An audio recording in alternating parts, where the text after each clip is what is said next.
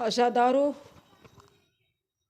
آج شب محرم الحرام کا چاند طلوع ہو گئے۔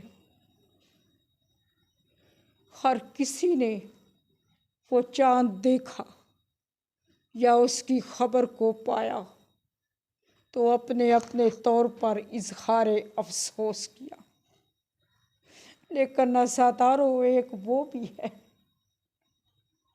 جو فقط یہ چاند دیکھ کر آنسو بہا کے نہیں روتا، فقط زبان سے ڈھیلے الفاظ کے ساتھ اظہار افسوس نہیں کرتا، وہ خون کے آنسو روتا ہے، پردے میں بیٹھ کر لہو بہاتا، کیونکہ عزادارو یہ کوئی عام چاند نہیں ہے۔ اس سے متعلق یہ کہا جاتا ہے کہ ہر ماہ کا چاند اپنی مرضی سے جس طرح چاہے دیکھو، جس انداز سے چاہے دیکھو، مگر محرم الحرام کا چاند وہ چاند ہے جسے اے عزادارو کبھی بھی امیر بن کر نہ دیکھو، بلکہ ہمیشہ غریب بن کر دیکھو، کیونکہ یہ وہ چاند ہے کہ جب دوران سفر میری مخدومہ عالمیہ، یوں کیوں نہ کہوں میری مظلومہ عالمیہ، اپنے خیمے میں تشریف فرما تھی، اس چاند کا طلوع ہونا تھا کہ میری مظلومہ کے سر اقدس سے چادر سرکنا شروع ہوئی۔ مظلومہ ماتم کر کے کہتی، اما فضا لگتا ہے محرم الحرام کا چاند طلوع ہو گیا۔ اس چادر کا سرکنا مجھے بتا گیا کہ میری بربادی کا چاند طلوع ہو گیا۔ اے عزادارو، دعا کرو کوئی بے گھر نہ ہو، کوئی بے وطن نہ ہو، کیونکہ اگر کوئی بے موسمہ اجڑ جائے، کوئی بے گھر ہو جائے، کوئی بے وطن ہو جائے، وہ مکمل طور پر اجڑتا ہے۔ عزادارو، اگر کسی کا 5 مرلے کا بھی گھر ہے، وہ اسے آسانی سے چھوڑ کر جاتا نہیں۔ اللہ جانے کیا مجبوری تھی بطول العذراء کے معصوم بیٹے، جو آدھی رات کو گلے پاکیزہ بہنوں کو لے کر یوں نانا کے آباد شہر سے نکل پڑے جیسے یہاں سے کوئی تعلق ہی نہ ہو۔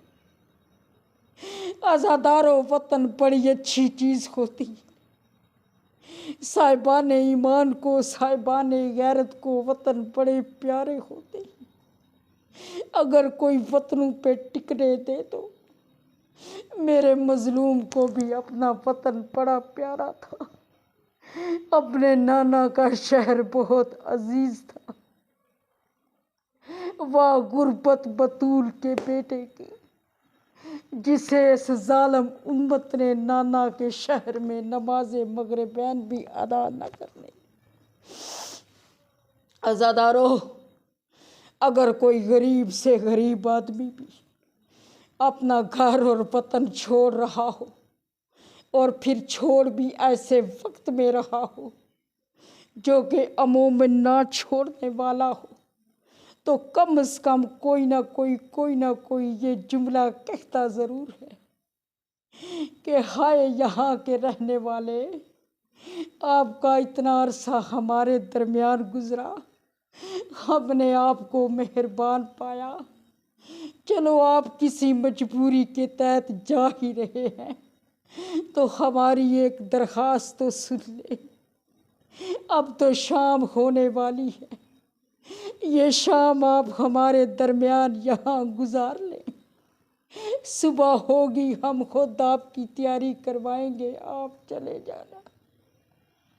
عزادارو، 1400 برس روتے گزر گئے، کوئی مورخ میرے مظلوم سے متعلق یہ نہیں لکھتا کہ ایسا ہمدردانہ جملہ کسی نے میرے سخی و لجپال سے متعلق بھی بولا ہو، کسی نے ایسا سوچا ہو، کسی نے آپ کو روکا ہو، کسی نے آپ کو ٹھہرنے کا کہا ہو، کسی نے آپ کو نہ جانے کا کہا ہو۔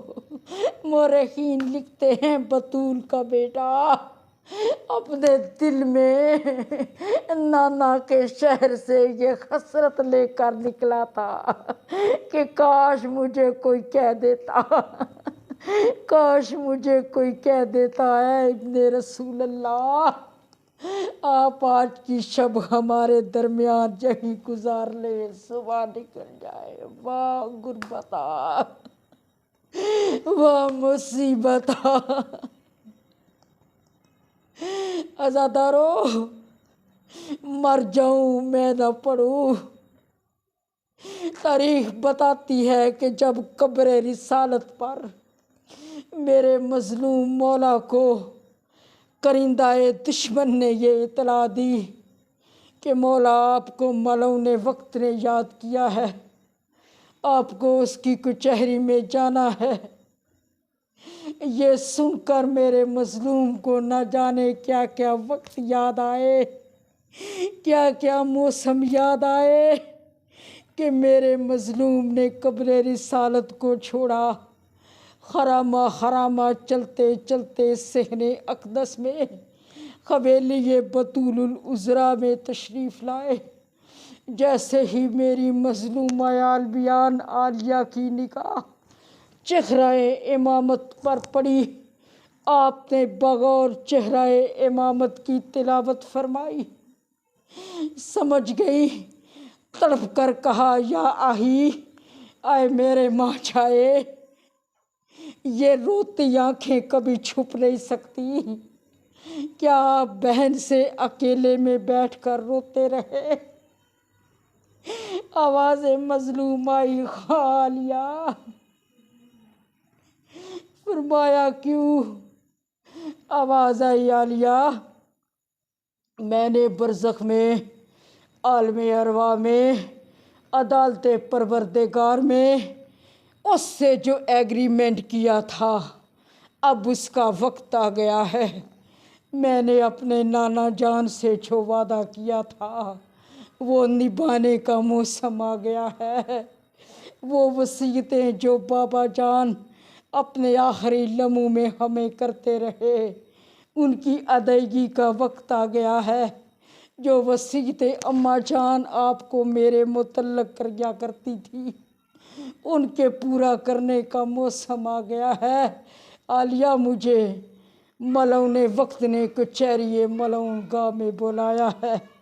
یہ سن کر میری عالیہ تڑپی، خدا لعنت کرے اس ملعون پر اور ملعون گاہ پر، آپ کو کہاں بلایا گیا ہے؟ یا آہی، آئے میرے ماں جائے، ذرا یہ وضاحت تو فرمائیں، کیا یہ وہی ملعون گاہ نہیں جہاں سے ہماری اماں بطول زخمی ہو کر آئی؟ کیا یہ وہی ملعون گاہ نہیں جہاں سے میرے حسن مجتبیٰ کے جنازے پر تیر برسائے گئے اور کفن رنگین ہو کے آیا؟ آواز مظلوم آئی، ہاں عالیہ یہ وہی ملعون گاہ ہے۔ میری عالیہ ٹھنڈی آہ بھر کر فرماتی ہیں، اے میرے آئی، اے میرے ماں جائے، میں آپ کو روکتی تو نہیں کیونکہ یہ آپ کے مشن کا حصہ ہے، آپ جائیں ضرور مگر مجھ عالیہ کو مطمئن کر کے جائیں۔ مظلوم کی آواز آئی، عالیہ حکم۔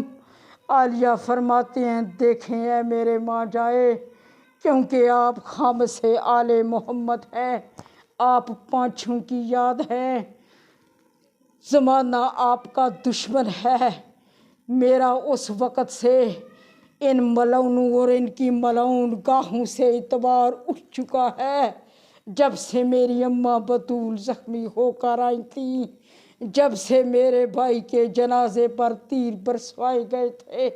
اب میں آپ کو ان کے درمیان اکیلا کبھی نہیں جانے دوں گی۔ الا لعنت اللہ علی الظالمین۔ من هذا اليوم إلى يوم الدين.